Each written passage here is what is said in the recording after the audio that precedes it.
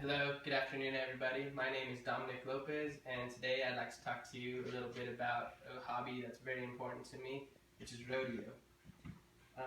I've been competing in rodeos ever since I was about 5 years old, so it's a very important part of my life.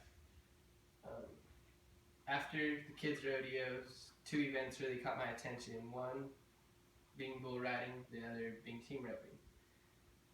When I was a freshman in high school, I got it in my head that I wanted to be a bull rider. So I started out on steers and worked my way up to regular bulls. But that dream didn't last too long because I realized bull riders spend more time hurt than they do having fun. So after I gave that up, my junior year of high school, I started team roping. And ever since then, I haven't stopped. It's always on my mind. Us being from a small town, I'm sure you're familiar with rodeo, but I'd like to give you a little bit about the history of how rodeo started and some rules and equipment that you need for the events of bull riding and team roping. Rodeo got its start around 1800 in northern Mexico and the western United States, when cowboys on the cattle ranches started competing amongst themselves to have bragging rights as top cowboy. Rodeo didn't become public entertainment until around 1870. Some of the first real rodeos were held in Pendleton, Oregon, Prescott, Arizona, and Cheyenne, Wyoming. Rodeo took off very fast since the start. Around 1929, the first professional organizations started forming, and ever since then it has just skyrocketed across the world. Rodeo is now being competed in Canada, Brazil, as far as Australia. Today's rodeos are held in large indoor coliseums, offer thousands, even millions of dollars in prize money, and are broadcast on national TV. It's come a long way since the first little small competitions between cowboys on the ranches in the 1800s.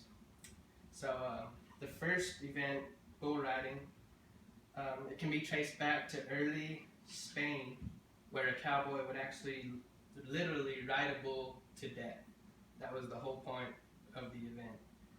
You wanted to ride the bull until it couldn't stand up on its own. As rodeo made its way into Mexico and the western United States, the brutality of it died down a lot. The rules changed from killing the bull to just riding it for the limit of 8 seconds now. The event is actually pretty simple. The bull is placed in a metal chute so that the cowboy can mount on its back, where he places his hand in a flat braided rope and secures it into place. When the rider thinks he's ready to ride, he nods his head and the bull will be let out of the chute. And when the bull's let out of the chute, it can do anything it wants to get the rider off its back. It can spin, buck, kick, whatever he can to get the rider off his back. The rider's going to try to stay on for, like I said, 8 seconds with using only one hand. His other hand has to be in the air, not touching the bull at all. If the rider does manage to stay on for the 8 seconds, a panel of judges is going to score the ride from a 0 to 100. 100 being the best. And of course, highest score is going to be crowned the winner. The equipment needed for bull riding is 1, the bull rope, 2, leather chaps, which are worn around the legs to prevent cuts, burns, and other injuries on the legs, a vest, a protective vest, which is used to protect the vital organs around here. And the last piece of equipment that's needed, it's optional, but it could be the most important, which is a helmet. Some bull riders think that the helmet is too heavy and it throws off their balance and their vision, so some of them don't like to use it. But nowadays, with all the scares about concussions and stuff, it's pretty important to wear a helmet. The second event that I want to talk about, team roping, it's a lot less violent and physical, but it still takes a big amount of skill and hand-eye coordination. Team roping is an event where two cowboys on horseback work as a team to rope a steer. It starts out, the steer is placed in his chute, and the header is placed on the left side on his horse, and the hither's on the right side. When the header is kind of like the quarterback of a football team. He's going to control when everything starts. So when he's ready, he's going to nod his head to let the steer out, and they're going to chase him down the arena in well, hopefully a straight line. The header is going to throw his rope and try to catch around the steer's horns or neck. Both is legal.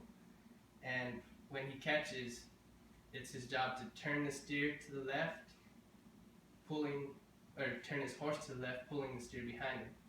The hiller's job is to come in after the steer is turned and rope his hind feet, hopefully catching both. If the hiller catches one foot, it's a 5-second penalty. Unlike bull riding, there are no judges in team roping. It's all about time. Fastest time wins.